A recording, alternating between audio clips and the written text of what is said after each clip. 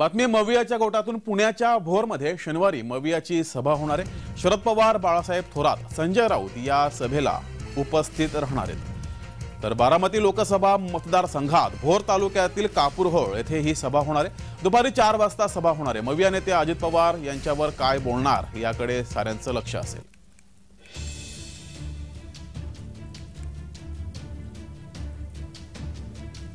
तर भोरमध्ये ही सभा होणार आहे। बारामती मतदारसंघात मवियाची ही सभा होणार आहे।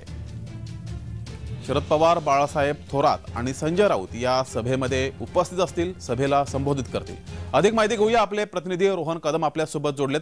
रोहन, भोरमध्ये सभा होणार आहे मवियाची, अधिकची माहिती या संदर्भात।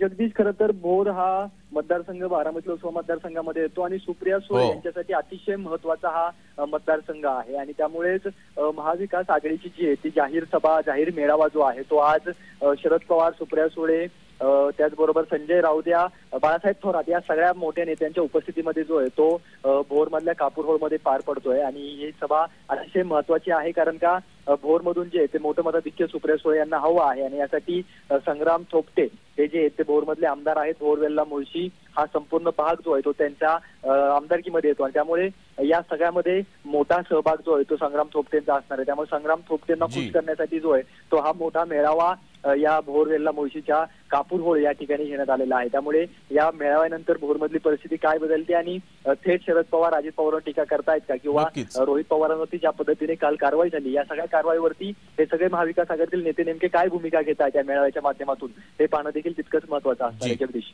धन्यवाद रोहन दिलेल्या या माहितीबद्दल।